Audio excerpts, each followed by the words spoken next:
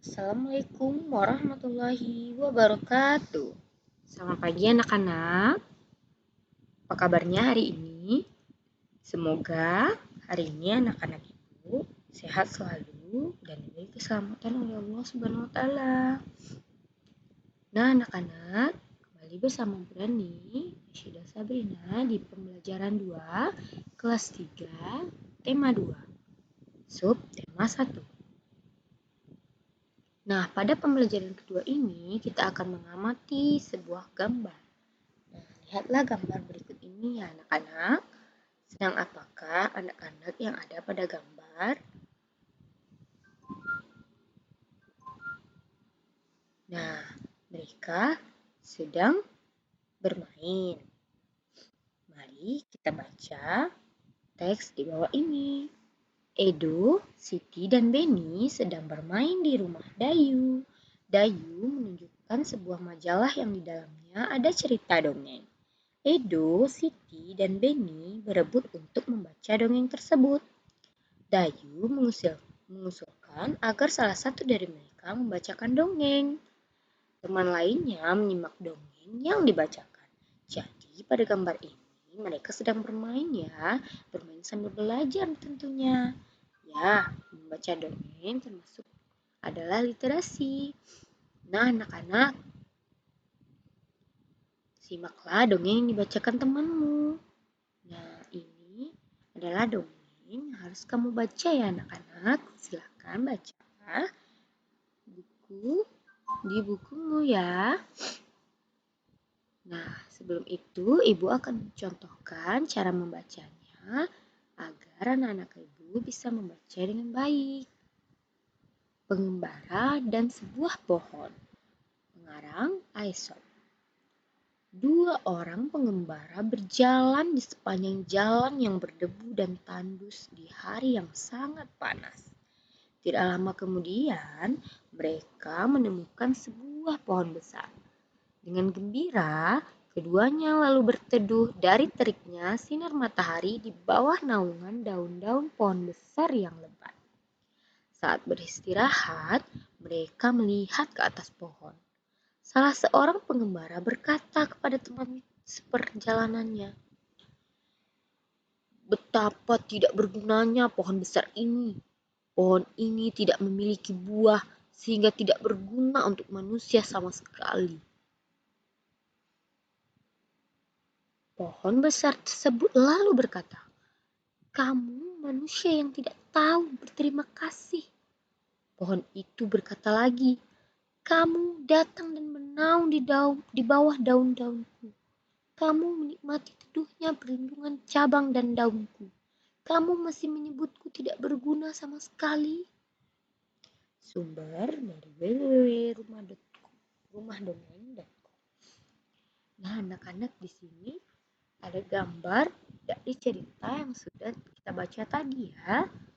Nah, di gambar ini terlihat ada dua orang pemuda yang sedang berteduh di bawah pohon. Namun, ia masih merasa pohon itu tidak berguna. Padahal, ia berteduh di sana.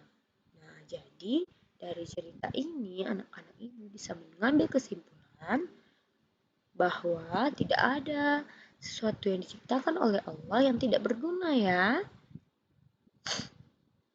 Nah, kita sebagai manusia tentunya tidak boleh seperti itu, yang menganggap tidak ada guna makhluk hidup yang diciptakan Allah. Tuhan menciptakan makhluk hidup dengan tujuan tertentu. Setiap makhluk hidup bermanfaat untuk makhluk hidup lainnya. Tumbuhan bermanfaat untuk manusia. Hewan juga memiliki banyak manfaat untuk manusia. Bagaimanakah sikap manusia terhadap tumbuhan dan binatang?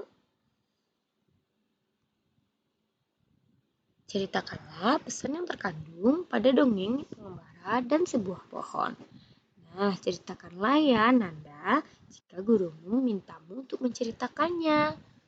Ingatlah untuk mengecek latihan apa yang diminta oleh gurumu, nak. Nah, setelah membaca dongeng pengembara dan sebuah pohon, kita belajar untuk selalu bersyukur.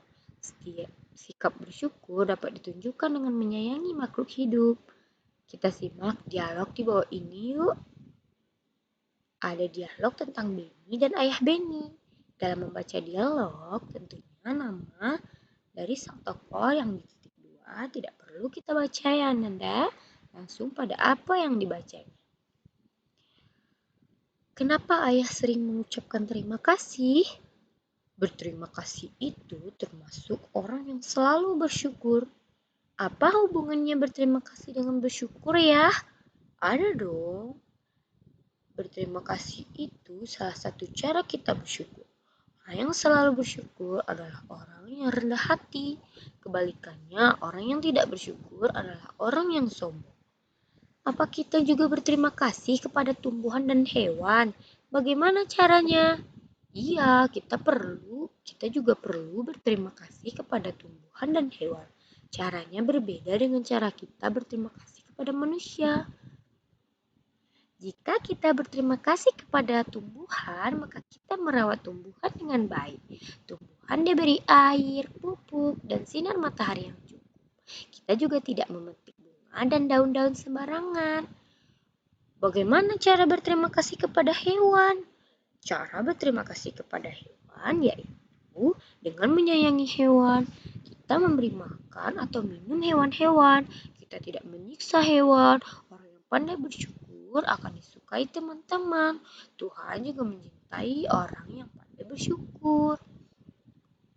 Jadi anak-anak, sikap kita adalah kita harus rajin bersyukur ya. Karena jika kita bersyukur artinya kita selalu ingat kepada Allah. Jika tidak berarti kita sombong.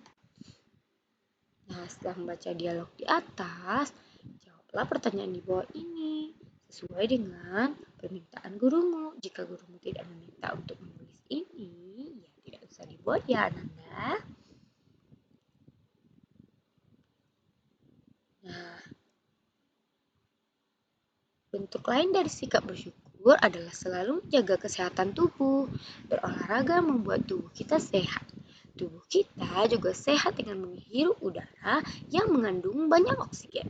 Tanaman memberikan oksigen pada lingkungan sekitar. Dengan berolahraga di halaman sekolah, tubuh kita akan terasa lebih segar. Gerakan memutar atau meniupkan badan dapat dilakukan untuk melenturkan tubuh. Dengan demikian, otot tidak kaku dan peredaran darah lancar. Nah, lakukan kombinasi gerakan memutar dan meliuk seperti pada gambar ini.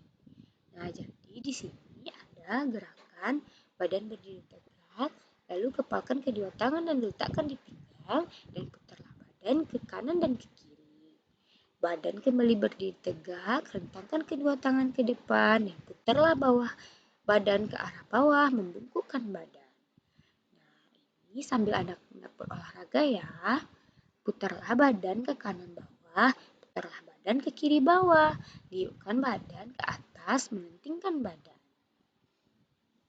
Nah, anak-anak, kegiatan bersama orang tua, siswa menceritakan dongeng yang didengar di kelas kepada orang tua dan menyampaikan pesan moral yang terkandung dalam dongeng tersebut. Nah, jadi anak-anak, ceritakanlah dongeng tadi kepada orang tuamu dan sampaikan pesan moral yang terkandung di dalam dongeng tersebut ya anak-anak. Nah, untuk latihannya, silakan anak-anak ibu cek di WhatsApp kelas atau grup kelasnya apa tugas yang diberikan oleh gurunya ya. Selamat belajar ya anak-anak. Wabillahi taufiq wa hidayah. Wassalamualaikum warahmatullahi wabarakatuh.